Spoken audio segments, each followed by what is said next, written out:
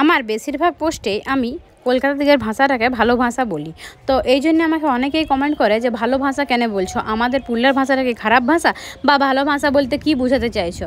তো সেরকম কিছু নয়, আমাদের পুরুলিয়ার ভাষাটা মোটেও খারাপ ভাষা নয়। আমার নিজের মাতৃভাষা, আমি আমার ভাষাকে কোনো রকম ছোটো করতে চাই না, খারাপ ভাষা বলতে চাই না।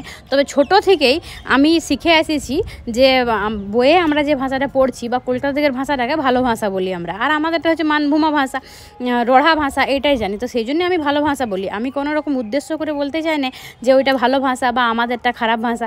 এবার অনেকেই হয়তো ভাবছে যে আমি আমার পুরুলিয়া জেলার ভাষাটাকে ছোটো করতে চাইছি, কিন্তু আমি কখনো ছোটো করতে চাই না। তো পুরুলিয়া জেলার বাকি যারা লোকজন আছো তারা একটু জানাবে যে তারা ওই কলকাতা দিকের ভাষাটাকে বা বইয়ের ভাষাটাকে কী ভাষা বলে থাকো।